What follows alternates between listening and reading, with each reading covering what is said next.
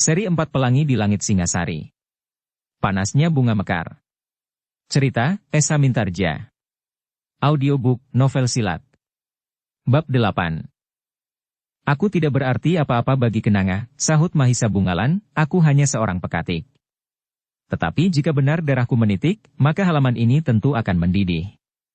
Kekuatan padepokan ini memang harus dipancing dengan titik darah. Kali ini darahkulah yang akan dikorbankannya. Jawaban yang seenaknya itu, ternyata berpengaruh bagi saudara seperguruan Gagak Branang. Bahkan salah seorang berteriak, bunuh orang itu tanpa menitikkan darah. Cekik saja ia sampai mati. Persetan. Jangan percaya kepada igawan itu, teriak Gagak Branang. Halaman itu pun kemudian menjadi hening. Mahisa Bungalan benar-benar telah mempersiapkan diri. Ia tidak dapat mengabaikan lawannya yang belum diketahui dengan pasti tingkat kemampuannya. Ia sudah mencoba mengintip saat Gagak Branang bertempur. Dan ia memang sudah mendapat sedikit petunjuk bahwa Gagak Branang memang seorang yang mempunyai ilmu yang tinggi. Sejenak kemudian, maka kedua orang itu pun telah bersiap dengan keris di tangan masing-masing. Setapak mereka bergeser. Kemudian dengan garangnya, Gagak Branang telah mulai menyerang dengan mengayunkan kerisnya, menyambar kening. Tetapi Mahisa Bungalan yang sudah bersiap, sempat mengelak. Bahkan dengan tangkasnya pula ia menyerang tangan Gagak Branang. Ia ingin menggoreskan ujung keris Makerti, karena ia tahu bahwa keris itu mengandung warangan yang keras, meskipun ia pun telah menduga bahwa Gagak Branang tentu mempunyai obat penawarnya. Namun kejutan yang demikian akan mempengaruhi perasaan lawannya jika ia berhasil. Tetapi Mahisa Bungalan tidak berhasil. Dengan cepat Gagak Branang menarik tangannya sehingga ujung keris Mahisa Bungalan tidak menyentuhnya.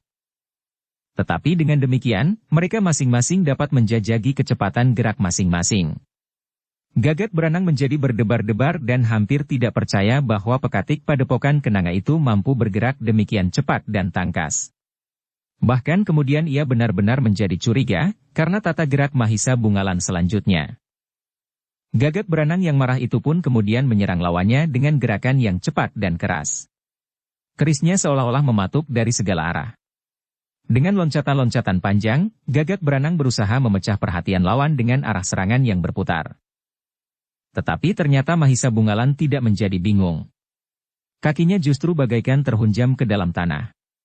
Pahanya berputar dengan menggerakkan satu kakinya, menghadap ke segala arah datangnya serangan, sehingga seolah-olah Mahisa Bungalan pada setiap saat telah berdiri menghadap ke segala arah. Gagak Branang mulai menjadi gelisah. Tetapi kemarahannya telah membuat semakin bernafsu. Ia menyerang lawannya bagaikan badai yang mengamuk. Tetapi Mahisa Bungalan berdiri bagaikan batu karang yang tidak tergoyahkan. Kedua orang itu ternyata benar-benar memiliki ilmu yang tinggi. Mereka mampu mempergunakan senjata pendek di tangannya dengan cepat, berbahaya dan hampir di luar nalar. Tetapi ternyata bahwa keduanya selalu berhasil menghindarkan diri mereka dari goresan senjata lawannya. Dalam pada itu, kemarahan Gagak Branang rasa-rasanya tidak tertahankan lagi. Kepalanya bagaikan berdenyut dan jantungnya seolah-olah akan meledak. Ia sama sekali tidak menyangka bahwa usahanya akan terbentur pada kenyataan yang sama sekali tidak diduganya. Dengan segenap kemampuan yang ada padanya, maka Gagak Branang telah melihat lawannya bagaikan angin pusaran. Ia ingin dengan cepat menyelesaikan pertempuran itu dengan membunuh lawannya, dengan tidak saja menggoreskan ujung kerisnya, tetapi dengan menghunjamkannya ke dalam dada pekatik yang sombong itu. Tetapi usaha itu tidak segera dapat berhasil. Lawannya terlalu cepat bergerak dan terlalu cekatan mempermainkan senjatanya. Dalam pada itu, Mahisa Bungalan pun semakin meningkatkan ilmunya. Ia ingin menggoreskan kerisnya. Tetapi karena lawannya bertempur dengan kasar dan keras, Mahisa Bungalan justru menjadi ragu-ragu. Jika kerisnya tidak hanya menggores kecil, tetapi menusuk cukup dalam, maka keadaan lawannya itu akan menjadi sangat gawat. Mahisa Bungalan sama sekali tidak ingin membunuh lawannya, meskipun dari peristiwa itu ia mengetahui bahwa Gagak Branang bukanlah seorang yang baik seperti Ki Watu Kendeng. Tetapi kedua kakak beradik itu ternyata mempunyai sifat yang jauh berlainan. Pada saat-saat pertempuran itu menjadi semakin meningkat, maka orang-orang padepokan Kenanga semakin lama menjadi semakin yakin akan kemampuan Mahisa Bungalan. Ki Kenanga dan Ki Watu Kendeng memperhatikan pertempuran itu dengan tatapan mata tanpa berkedip. Mereka benar-benar kagum melihat ketangkasan Mahisa Bungalan. Bahkan mereka melihat bahwa Mahisa Bungalan masih belum sampai pada puncak kemampuannya. Ia masih melihat sepercik keraguan-raguan pada setiap serangannya.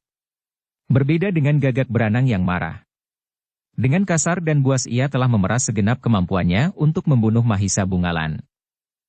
Tetapi ternyata kemampuannya tidak seimbang dengan kegarangan kata-katanya menghadapi Mahisa Bungalan yang mengaku sebagai seorang pekatik dari Padepokan Kenanga itu. Bahkan Ki Watu Kendeng yang tidak dapat menahan perasaannya lagi, bergeser sambil bertanya, apakah benar ia seorang pekatik Padepokan ini? Di luar sadarnya Ki Selabajra mengangguk sambil menjawab, ya, ia seorang pekatikku yang baru. Baru? Ki Selabajra seolah-olah sadar dari mimpinya. Dengan tergagap ia menjawab, ya, ya. Ia seorang yang baru di Padepokan ini. Ki Watu Kendeng mengangguk-angguk. Kemudian ia berbisik lagi, kau tahu, dari mana ilmunya itu dipelajarinya? Tentu bukan dari Ki Selabajra. Bukan. Ia datang sudah dengan ilmunya. Ia memang bukan muridku. Bahkan sepantasnya akulah yang menjadi muridnya, sahut Ki Selabajra. Ki Watu Kendeng mengerutkan keningnya. Dengan sungguh-sungguh ia bertanya pula, apakah ia masih mempunyai hubungan keluarga dengan Ki Selabajra? Ki Selabajra menggeleng sambil menjawab, tidak. Tidak ada hubungan keluarga. Ia datang seperti runtuhnya daun kering. Dan ia pergi, seperti disapu angin. Pergi? Bukankah ia masih ada di sini? Ki Watu Kendeng menjadi heran. Ki Selabajra terkejut mendengar keterangannya sendiri. Dengan serta-merta ia menyambung, maksudku, ia datang tanpa aku ketahui dari mana asal-usulnya. Dan sudah barang tentu, pada suatu saat, ia akan pergi begitu saja tanpa alasan apapun dan kemana ia akan pergi. Padepokan ini terlalu kecil dan tidak mempunyai arti apa-apa sama sekali baginya. Ki Watu Kendeng mengangguk-angguk. Pertempuran itu memang menjadi semakin seru.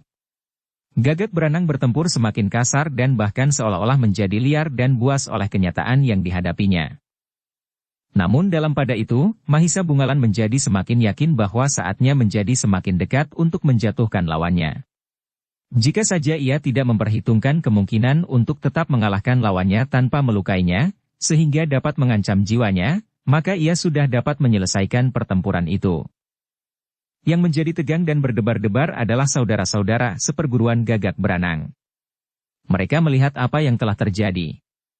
Karena mereka pun memiliki kemampuan untuk menilai keadaan itu, maka mereka pun mengerti bahwa kemampuan Gagak Beranang ternyata tidak dapat mengimbangi kemampuan lawannya yang disebut sebagai pekatik dari Padepokan Kenanga. Ketiganya menjadi berdebar-debar ketika mereka melihat bagaimana Mahisa Bungalan mulai memaksa lawannya untuk memeras segenap kemampuannya, untuk kemudian dilumpuhkannya.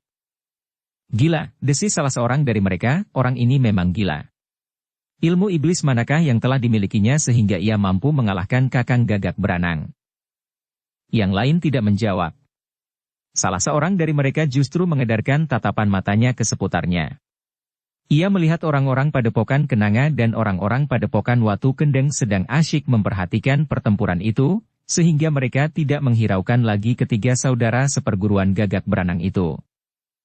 Untuk beberapa saat lamanya mereka masih menahan diri.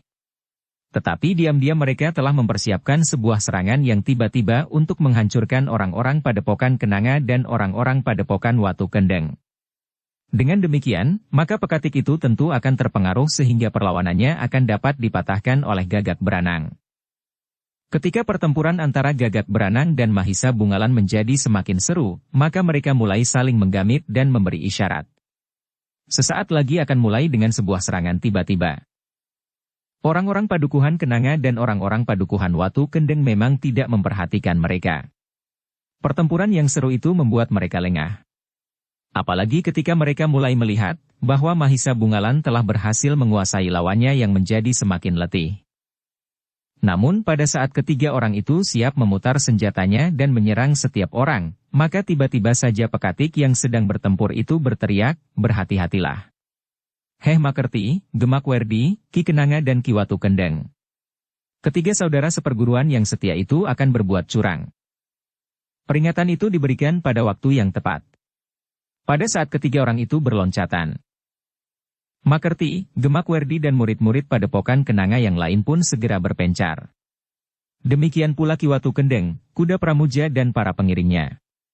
Mereka segera menyesuaikan diri menghadapi setiap kemungkinan yang akan berkembang di halaman itu. Gila, geram pengiring Gagak Branang, mereka tidak mampu menahan diri lagi. Namun ia pun tidak dapat berbuat lain. Karena ketiga saudara seperguruan Gagak Branang itu sudah mulai, maka ia pun telah hanyut pula pada arus pertempuran yang melanda halaman padepokan itu. Curang, tiba-tiba terdengar suara Ken Padmi melengking, aku masih merasa terikat pada janji sayembara tanding. Persetan, teriak Gagak Branang, lakukanlah menurut apa yang kalian ingini.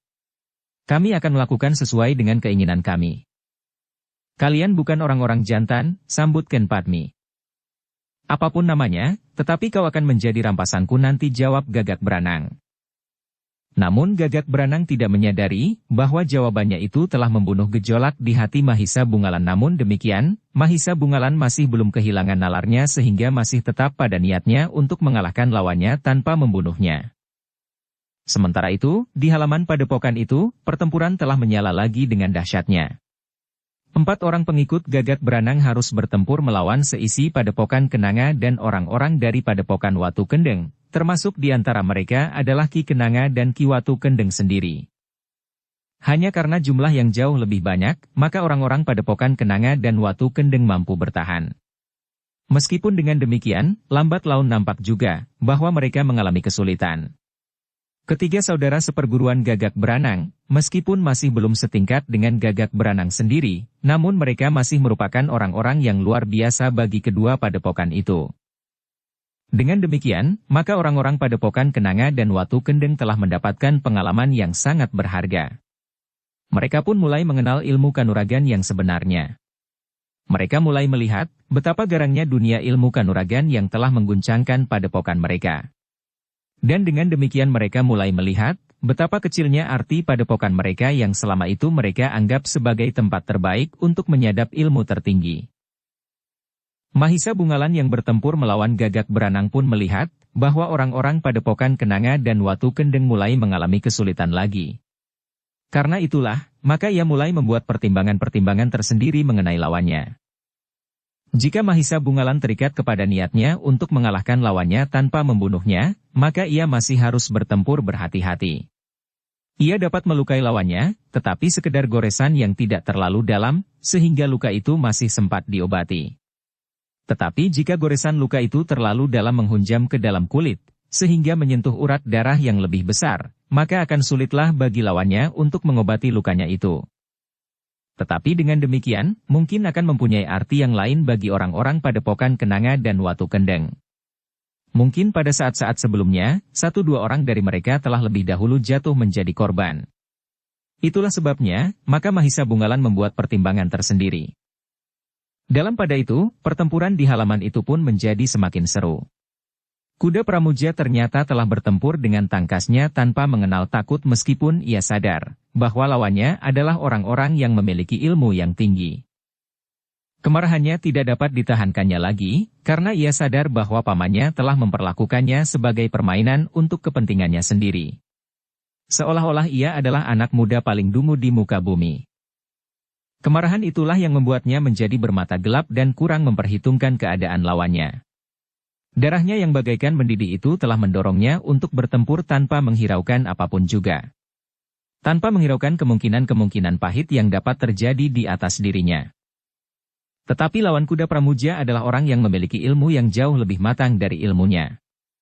Apalagi mereka benar-benar orang yang tidak mempunyai pertimbangan perasaan sama sekali. Yang mereka ketahui, di dalam pertempuran, maka mereka akan membunuh lawan sebanyak-banyaknya.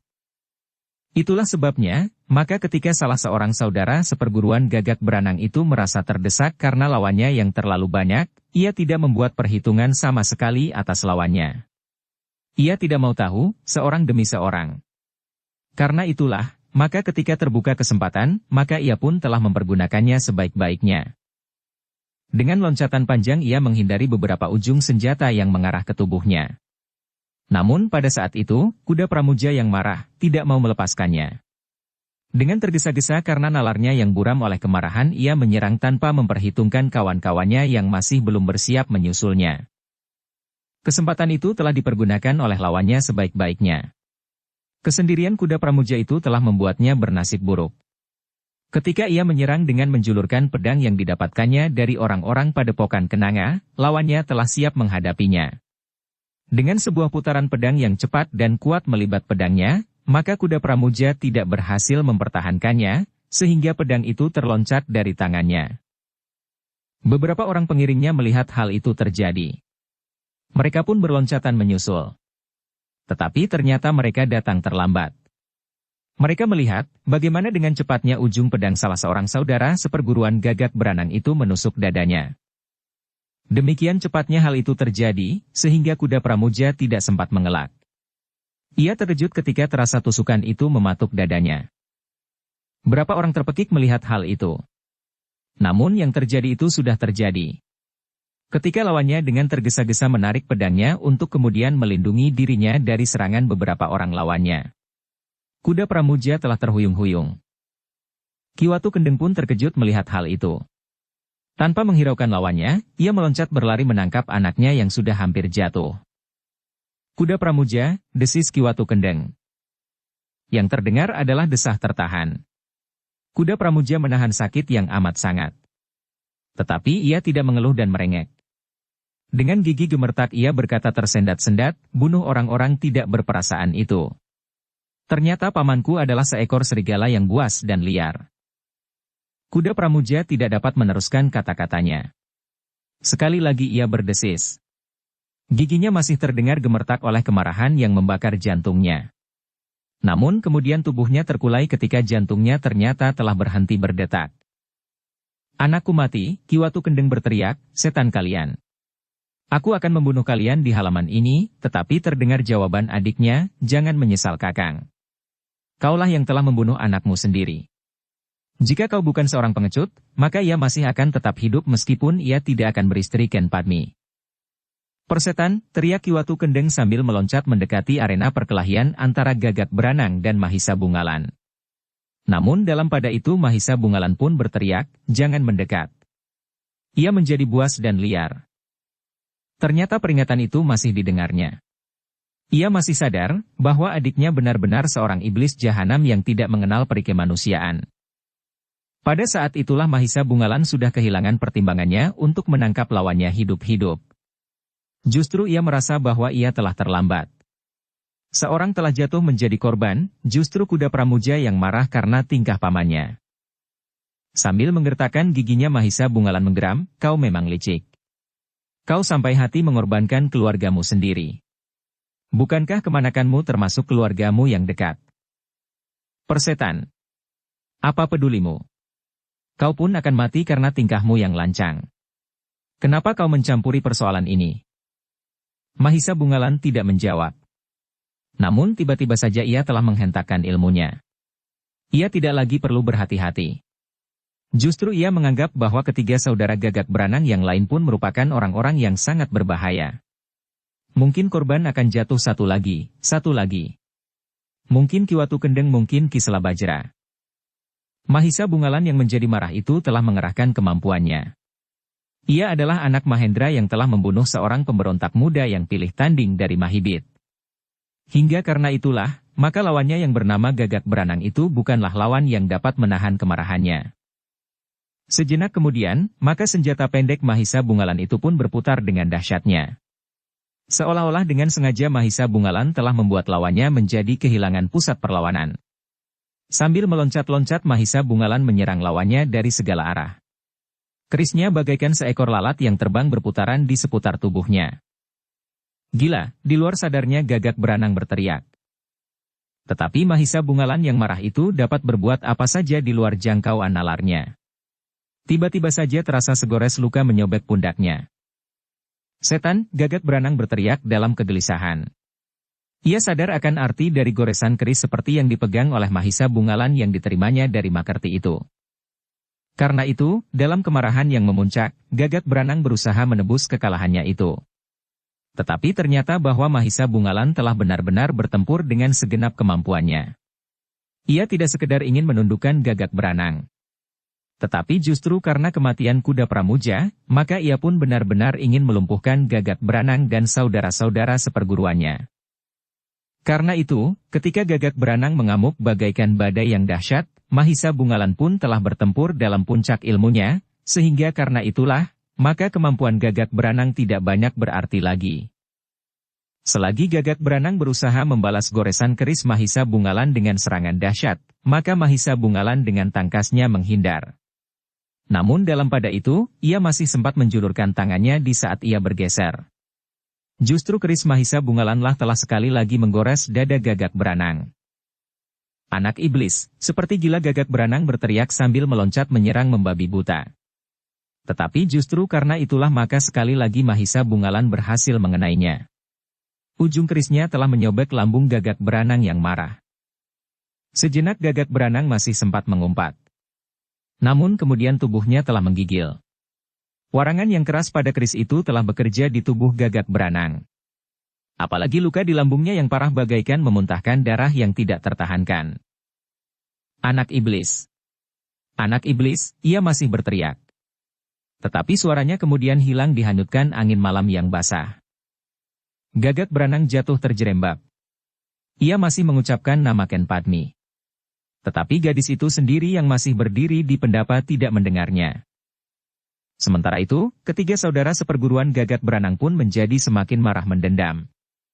Pengiringnya yang setia rasa-rasanya ingin membalas kematian itu dengan kematian pula. Namun keadaan telah berubah. Mahisa Bungalan telah kehilangan lawannya yang terberat. Karena itu, maka ia pun kemudian berdiri dengan keris di tangan, memandang setiap orang di arena pertempuran itu. Yang tersentuh oleh sorot mata anak muda itu menjadi berdebar-debar. Ketiga orang saudara seperguruan Gagak Branang yang sudah mulai menguasai arena itu pun menjadi berdebar-debar. Dengan kematian Gagak Branang, maka keseimbangannya pun tentu akan berubah. Sebenarnya lah yang terjadi memang demikian. Ketika Mahisa Bungalan turun menghadapi salah seorang saudara seperguruan Gagak Branang, maka orang-orang Padepokan Kenanga dan Watu Kendeng telah menempatkan diri menghadapi lawan masing-masing dalam kelompok-kelompok kecil. Di antara mereka yang bertempur dengan penuh keraguan adalah pengiring Gagak Branang. Sejak semula ia sudah tidak mengerti tingkah laku Gagak Branang. Hanya karena kesetiaannya sajalah maka ia telah bertempur melawan orang-orang Kenanga dan Watu Kendeng. Tetapi ketika Gagak Branang sendiri telah mati, maka pengiringnya itu telah bertanya kepada diri sendiri, apakah kesetiaanku harus juga berarti mati karena Gagak Branang mati? Namun pengiringnya itu pun kemudian menggeram, tidak. Aku harus mencari kesempatan untuk hidup. Karena itulah, maka ketika ia mendapat sedikit kesempatan, tiba-tiba saja ia telah melakukan sesuatu yang sama sekali tidak diduga oleh orang-orang Kenanga dan Watu Kendeng. Dengan serta-merta, maka ia pun telah melarikan diri meninggalkan gelanggang pertempuran.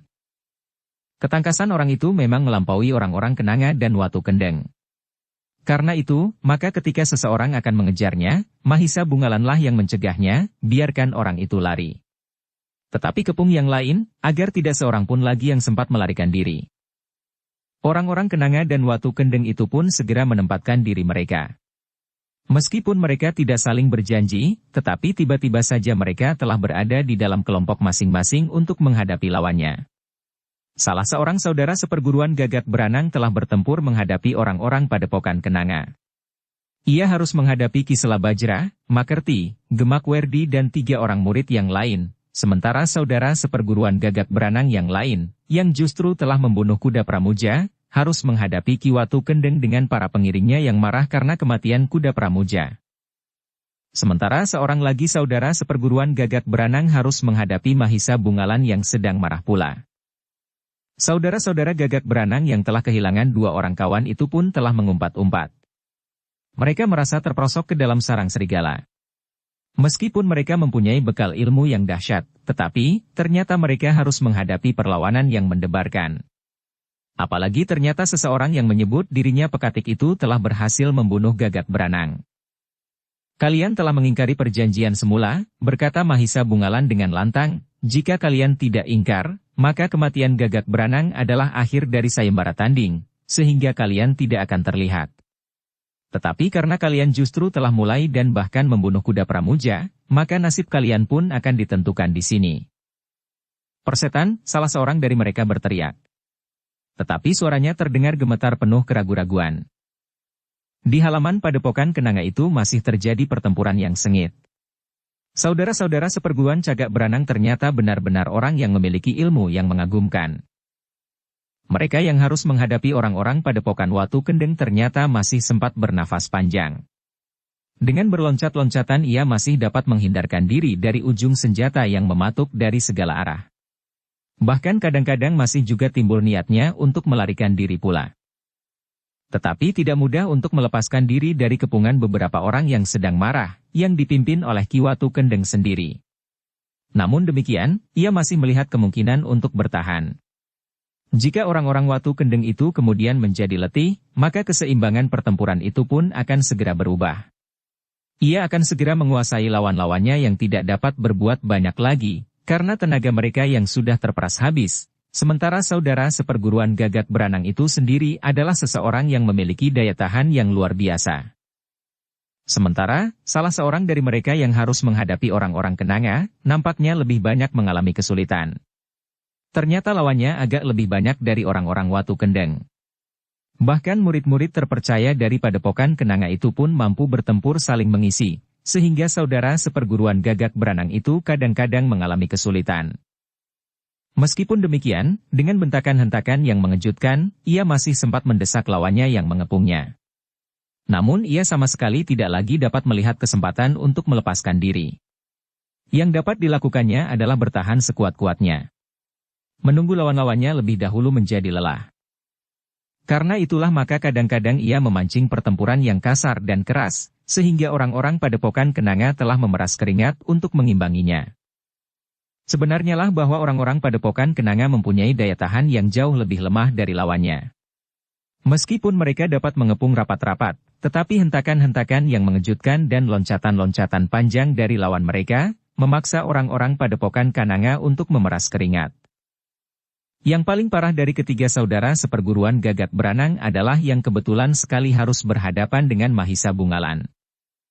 Sejak semula lawannya sudah hampir berputus asa, karena Gagak Beranang sendiri tidak dapat bertahan melawan kegarangan anak muda itu, meskipun ia hanya bersenjata sebilah keris. Jika saudara-saudara seperguruannya yang lain dapat mengendalikan pertempuran dengan memaksa lawan-lawannya untuk memeras tenaga, namun ia sendiri justru harus menyesuaikan diri dengan lawannya. Ialah harus memeras tenaga dan seakan-akan kehilangan segala kemungkinan untuk melepaskan diri dari maut. Sebenarnya lah, sejak kuda pramuja terbunuh, maka Mahisa Bungalan benar-benar telah kehilangan kesabaran. Apalagi masalahnya menyangkut seorang gadis yang bernama Ken Padmi, yang pada malam itu berdiri termangu-mangu di pendapa menyaksikan pertempuran yang terjadi di halaman, benar-benar seperti seorang puteri yang duduk di atas panggungan, menyaksikan sayembara tanding di alun-alun. Dengan demikian, maka Mahisa Bungalan tidak memperpanjang waktu lagi. Ketika ia melihat orang-orang Watu Kendeng mulai menjadi letih, maka ia pun tidak mau terlambat lagi. Mahisa Bungalan tidak mau melihat korban yang lain dari orang-orang Watu Kendeng itu jatuh. Atau orang-orang kenanga yang terbunuh. Karena itu, maka ia pun berniat segera mengakhiri pertempuran. Ia sadar bahwa lawannya tentu tidak akan dengan sukarela memberikan kemenangan kepadanya. Karena itu, Mahisa Bungalan pun sadar bahwa ia memang harus bertempur sepenuh kemampuan agar tugasnya cepat selesai.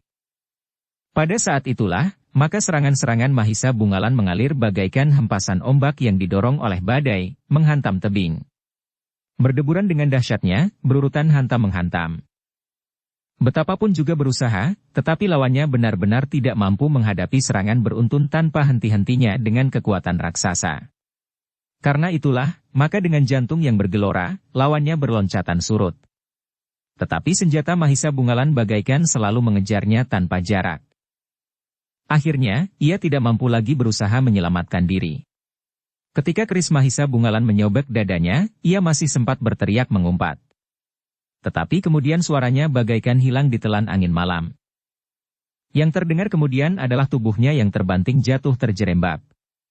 Kemudian nafasnya tidak lagi sempat mengalir lewat lubang hidungnya. Sejenak orang itu masih menggeliat. Namun kemudian jantungnya telah berhenti berdenyut. Kematian salah seorang saudara seperguruan Gagak Branang itu benar-benar telah menentukan akhir dari perkelahian itu. Dengan pucat kedua orang lain harus melihat kenyataan bahwa mereka tidak lagi mempunyai kesempatan. Adalah jauh berbeda, perasaan mereka pada saat mereka memasuki halaman itu dengan perasaan mereka, setelah dua orang saudara seperguruannya terbunuh, dan pengiring Gagak Branang itu meninggalkan arena. Tidak ada lagi senyum dan tertawa yang garang terlontar dari bibir mereka. Tidak ada lagi harapan dan bayangan pendok dan kamus emas tetes berlian. Yang nampak tidak ada lain, kecuali bayangan maut yang semakin kelam menyelubungi mereka, lamat-lamat telah terdengar kidung dari dasar yang paling kelam dari kegelapan. Namun dengan demikian, jiwa mereka telah dibakar oleh keputusasaan. Mereka tidak lagi sempat membuat pertimbangan dan perhitungan. Yang terbayang di rongga mata mereka adalah kematian, sehingga karena itu, maka mereka pun justru menjadi kehilangan akal. Kedua orang itu pun kemudian mengamuk sejadi-jadinya. Mereka memutar senjata tanpa membuat perhitungan-perhitungan yang cermat. Mereka menyerang seperti angin ribut tanpa sasaran. Namun demikian, orang-orang padepokan Kenanga dan Watu Kendeng menjadi ngeri melihatnya. Mereka seperti sedang berhadapan dengan binatang liar yang sangat buas. Meskipun keduanya tidak dapat berbuat lebih banyak daripada dalam sebuah lingkaran. Tetapi keduanya masih mampu menggetarkan setiap hati. Dalam pada itu, Mahisa Bungalan yang sudah tidak terikat lagi pada lawannya perlahan-lahan bergeser mendekati arena orang-orang Watu Kendeng. Ketika ia sudah berdiri di pinggir arena, ia masih sempat berkata lantang, "Kisanak, apakah kau masih mendengar suaraku?" "Persetan," geram orang itu. "Jika kau masih mendengar suaraku, cobalah kau mendengarnya. Masih ada kesempatan bagimu untuk menyerah. Aku akan menjamin bahwa kau tidak akan dicincang oleh orang-orang Watu Kendeng, meskipun kau sudah membunuh kuda Pramuja." "Tutup mulutmu pekatik gila," geram orang itu sambil memutar senjatanya, "kau harus mati. Bayangan maut itu sedang mengikutimu. Bukan aku." "Diam, diam, diam," orang itu berteriak. Saudara seperguruan Gagak Branang itu menjadi semakin berputus asa. Ia bergerak semakin buas dan liar, sehingga orang-orang Watu Kendeng benar-benar menjadi ngeri. "Tinggalkan orang ini," berkata Mahisa Bungalan kemudian, "bergabunglah dengan orang-orang padepokan Kenanga. Dengan jumlah yang banyak, kalian akan dapat mengalahkan lawan kalian." Orang-orang Watu Kendeng yang menjadi ngeri itu pun serentak melangkah mundur, menjauhi lawannya yang menjadi gila.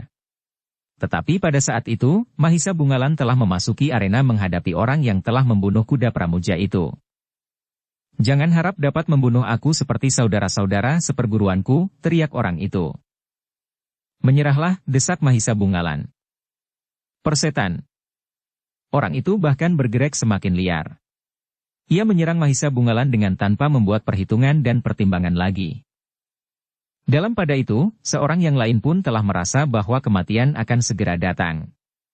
Seperti kawannya, maka ia pun telah mengamuk pula sejadi-jadinya.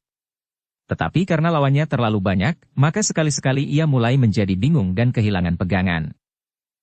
Apalagi kemudian orang-orang Watu Kendeng telah mendekatinya pula. Mereka mulai bergabung dengan orang-orang padepokan Kenanga, sehingga dengan demikian lawannya pun menjadi semakin banyak. Saudara seperguruan Gagak Branang itu menjadi semakin ngeri menghadapi kenyataan itu. Dari segala arah, ujung senjata telah mematuknya. Bahkan kadang-kadang duri 2-3 arah bersamaan. Dengan segenap kemampuan yang ada padanya, ia masih ingin memakan orang-orang padepokan Kenanga dan Watu Kendeng memeras tenaga, agar mereka menjadi segera letih. Tetapi dalam jumlah yang sekian banyaknya, amat sulitlah rasanya bagi saudara seperguruan Gagak Branang itu untuk menghadapi mereka. Karena itu, maka justru ialah yang lebih dahulu menjadi letih. Sebelum orang-orang padepokan Kenanga dan Watu Kendeng tidak mampu lagi bergerak dan bertempur, terasa bahwa saudara seperguruan Gagak Branang itu telah jauh susut. Pada saat-saat yang demikian itulah, maka keputusasaan telah mencengkamnya tanpa dapat dikendalikan lagi. Karena itu, maka ia pun telah kehilangan segala harapan dan saat-saat berikutnya untuk dapat tetap hidup. Karena itu, maka akhirnya, orang itu tidak lagi berpikir, kecuali dengan sengaja telah membunuh dirinya sendiri. Ia tidak menghiraukan lagi senjata yang teracu kepadanya. Ia tidak menghiraukan lagi patukan ujung pedang. Meskipun ia masih menggenggam pedang di tangan, tetapi ia seolah-olah telah menyerbu dengan dadanya, langsung menghunjamkan diri ke ujung-ujung senjata yang merunduk mengarah kepadanya. Orang-orang Padepokan Kenanga dan Watu Kendeng justru terkejut. Tetapi demikian beberapa ujung senjata telah memecahkan kulitnya, maka mereka pun justru berloncatan surut. Orang-orang Padepokan Kenanga dan Watu Kendeng menyaksikan dengan berdebar-debar, bagaimana orang itu jatuh tertelungkup. Tetapi orang itu tidak sempat lagi untuk mengaduh. Tubuhnya yang terluka parah itu pun kemudian diam sama sekali, meskipun darah masih tetap mengalir. Sementara itu, saudara seperguruan Gagak Branang yang bertempur melawan Mahisa Bungalan menjadi semakin gelisah. Ia tidak mempunyai kawan seorang pun lagi. Saudara-saudara seperguruannya telah mati. Sejenak orang itu mencoba memandang wajah Mahisa Bungalan. Dalam remang-remangnya cahaya obor di kejauhan, orang itu melihat kilatan mata yang membara. Ia masih melihat kemarahan yang membayang di sorot mata Mahisa Bungalan. Dalam kegilaannya, orang itu masih juga merasa ngeri melihat lawannya. Tetapi ia sudah tidak dapat melepaskan diri lagi. Apapun yang akan terjadi, memang harus dihadapinya, termasuk kematian. Tetapi kengerian yang sangat telah menusuk perasaannya.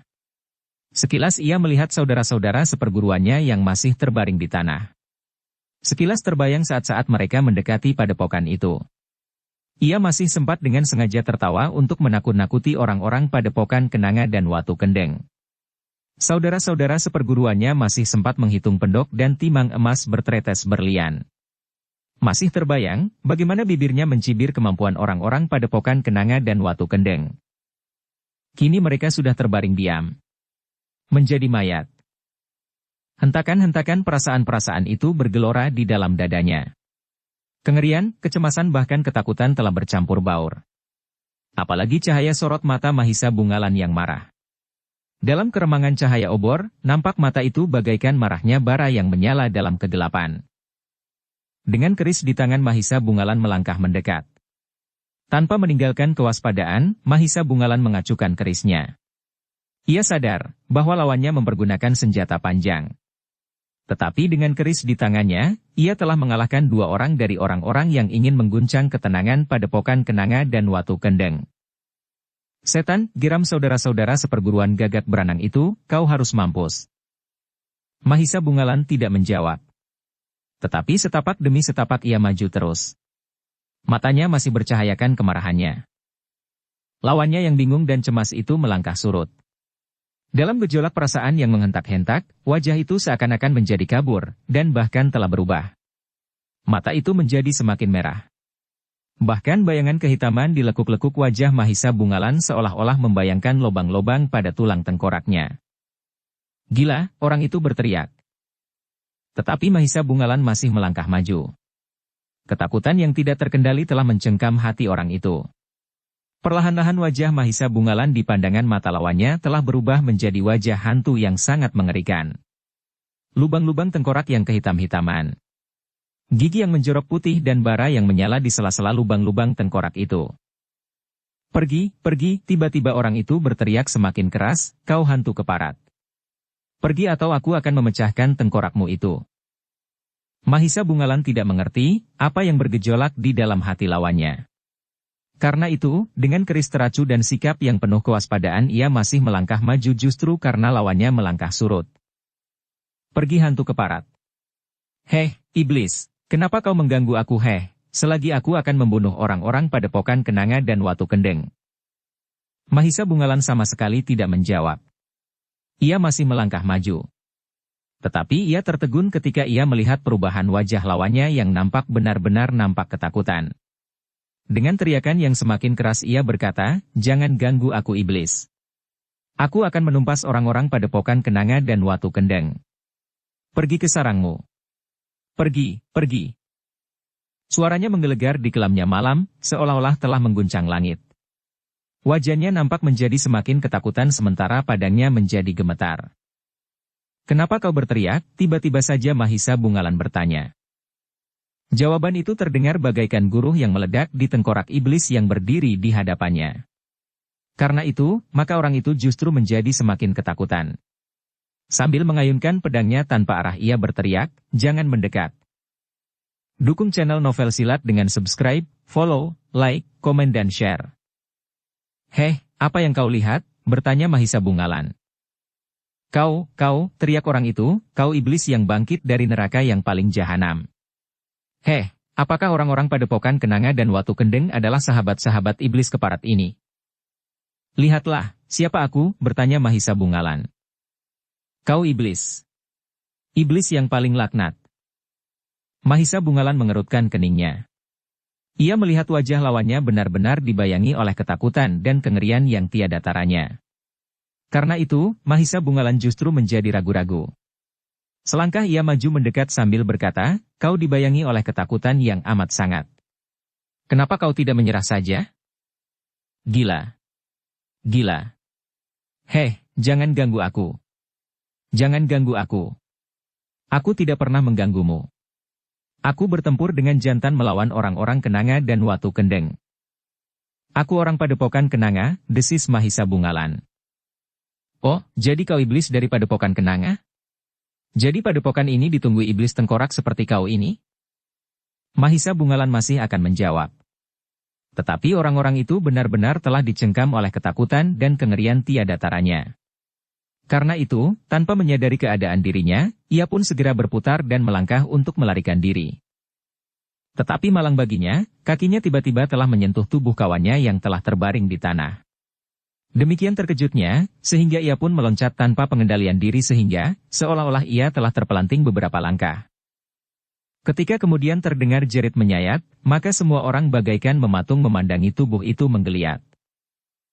Sehingga ia pun meloncat tanpa pengendalian diri sehingga, seolah-olah ia telah terpelanting beberapa langkah. Ternyata tanpa dikehendakinya, senjatanya telah menghunjam di tubuhnya sendiri di saat ia terpelanting jatuh. Di pendapa Ken Padmi mematung, sejenak ia berdiri tanpa berbuat sesuatu.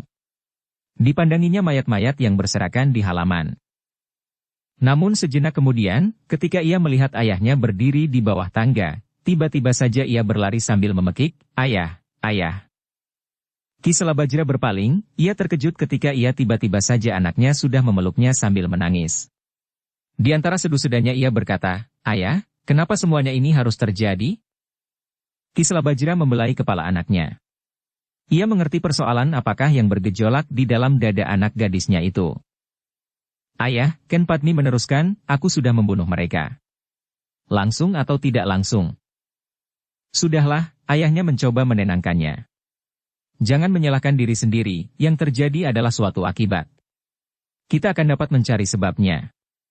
Tetapi sebab itu, tentu bukannya yang bersumber pada karunia yang kau terima tanpa kau kehendaki. Jika kau menyalahkan dirimu sendiri, maka kau telah bersalah kepada Sang Penciptamu, yang telah menciptakan seluruh isi alam ini." Ken Padmi tidak menyahut. Tetapi ia tidak sependapat dengan ayahnya sepenuhnya. Karena itu, maka tangisnya pun tidak segera mereda. "Marilah," berkata Ki Selabajra kemudian, "kita akan mengurai peristiwa ini pada kesempatan lain. Sekarang biarlah kita menyelesaikan masalah yang kita hadapi.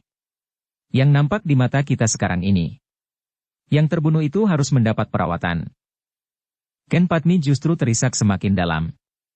Ia justru tidak berani lagi memandang ke halaman. Meskipun ia sendiri menyandang pedang di lambung, namun rasa-rasanya yang terjadi itu memang sangat mengerikan. "Bawalah ia masuk," berkata Ki Selabajra kepada kemanakannya, "panggillah pemomongnya. Biarlah ia mencoba membujuknya agar ia melihat yang telah terjadi dengan tenang." Saudara sepupu Ken Padmi pun kemudian menuntunnya masuk ke ruang dalam. Setelah Ken Padmi berbaring di pembaringannya, maka saudara sepupunya itu pun memanggil seorang perempuan tua yang menjaga dan melayani Ken Padmi sejak masih kanak-kanak. Tetapi ternyata perempuan tua itu pun menjadi ketakutan, sehingga suaranya pun gemetar. Ken Padmi mengangkat wajahnya ketika ia mendengar suara pemomongnya yang gemetar dan ketakutan itu. Sejenak ia termangu-mangu. Namun gadis itu pun kemudian mengusap air matanya sambil duduk di bibir pembaringannya. "Jangan takut Bibi," desisnya. Masih terdengar isaknya di sela-sela kata-katanya, "tidak ada yang perlu dicemaskan lagi." "Ya, Yangger," sahut perempuan itu, "kau seharusnya tidak menangis." "Aku menjadi semakin ketakutan." "Aku tidak menangis Bibi," sahut Ken Padmi. Perempuan tua itu beringsut, "tetapi baiklah.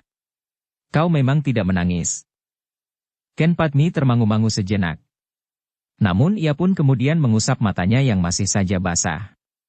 Seolah-olah air matanya masih saja mengembun di pelupuknya, betapapun ia berusaha menahannya sehingga demikian ia mengusap, pelupuknya telah menjadi basah kembali. Sementara itu, di Pendapa, orang-orang padepokan Watu Kendeng telah dipersilahkan untuk naik. Dengan kepala tunduk, Ki Watu Kendeng mengangkat anaknya dan membaringkannya di Pendapa, sementara orang-orang padepokan Kenanga telah menyelenggarakan 4 sosok mayat yang lain. Aku telah kehilangan banyak sekali malam ini, berkata Ki Watu Kendeng dengan kepala tunduk, anakku telah mati, sementara adikku pun telah terbunuh. Mahisa Bungalan mengerutkan keningnya. Namun kepalanya pun kemudian tertunduk dalam-dalam. Tetapi Ki Watu Kendeng melanjutkan, tetapi itu adalah kesalahanku. Aku telah menjadi sangat dungu dengan sikapku. Agaknya kuda Pramuja telah dibujuk oleh pamannya untuk berbuat di luar kehendaknya sendiri. Sehingga karena itu, aku telah kehilangan kedua-duanya. Aku sama sekali tidak mengira bahwa adikku telah terbius dengan sikap iblis itu. Bahkan ia telah menyeret saudara-saudara seperguruannya ke padepokan ini. Ki Selabaja menarik nafas dalam-dalam. Tetapi ia tidak menemukan kalimat apapun juga untuk menanggapi. Karena itu, maka ia tidak mengatakan sesuatu selain memandang tubuh kuda Pramuja dengan sedih. Ki Selabaja, berkata Ki Watu Kendeng kemudian, biarlah aku kembali ke padepokan dengan membawa anakku yang terbunuh. Aku akan mengurusnya sebagaimana seharusnya. Keluargaku tentu akan terkejut dan bersedih. Tetapi mereka akan mengetahui sebab-sebabnya. Aku tidak akan menutupi apa yang telah terjadi sebenarnya. Ia berhenti sejenak, lalu, sementara adikku pun akan aku bawa pula ke padepokan Watu Kendeng. Sedangkan yang lain, apabila Ki Selabajra juga berkeberatan untuk mengurusnya, kami akan membawanya pula ke Watu Kendeng, karena sumber peristiwa ini adalah aku dan adikku. Ki Selabajra beringsut setapak. Kemudian katanya, biarlah kami mengurusnya di sini Ki Watu Kendeng. Hanya apabila kau kehendaki, biarlah putra dan adikmu sajalah yang kau bawa kembali sebagai keluargamu, sementara yang lain, akan kami selenggarakan sebaik-baiknya di padepokan ini. Ki Watu Kendeng mengangguk-angguk. Dengan nada dalam ia menjawab, terima kasih. Hatimu memang sangat lapang. Ki Watu Kendeng menarik nafas dalam-dalam namun kemudian ia pun berpaling memandang Mahisa Bungalan yang masih tertunduk dalam-dalam. Sejenak Ki Watu Kendeng memandang Mahisa Bungalan yang gelisah. Dengan nada dalam orang itu berkata, Kisanak. Kau adalah orang luar biasa. Kau telah membunuh adikku dan beberapa orang saudara seperguruannya. Mahisa Bungalan menarik nafas dalam-dalam. Justru karena darahnya telah mulai teratur seperti dentang jantungnya yang mereda, maka ia mulai melihat apa yang telah dilakukannya. Karena itu, maka katanya tersendat, aku mohon maaf, Ki Watu Kendeng. Dalam keadaan yang demikian, sulitlah bagiku untuk mengendalikan diri, sehingga aku terpaksa membunuh orang-orang yang barangkali masih dapat diperbaiki sifat dan tabiatnya. Kau tidak bersalah, berkata Ki Watu Kendeng kemudian, kau sudah berbuat sebaik-baiknya. Tidak ada seorang pun yang akan dapat menghindarkan diri dari gejolak perasaan menghadapi peristiwa seperti ini. Seandainya aku mampu, akulah yang akan membunuhnya. Tetapi ia terlalu berat bagiku, sehingga aku tidak mampu berbuat apa-apa atas adikku sendiri yang ternyata telah menempuh jalan sesat. Aku tidak banyak mengetahui umurnya yang memang sudah dewasa. Namun ternyata bahwa ia telah hidup dalam dunia yang kelam dan penuh noda. Mahisa Bungalan mengerutkan keningnya. Namun ia pun kemudian menarik nafas dalam-dalam. Tetapi, biarlah aku tidak selalu dibayangi oleh teka-teki.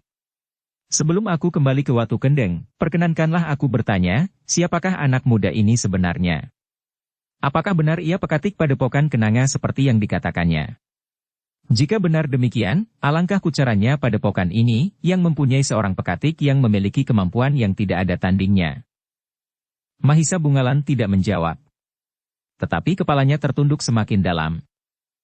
Dalam pada itu, Ki Selabaja pun kemudian menyahut, aku pun menjadi heran, bahwa tiba-tiba saja ia sudah berada di padepokan ini.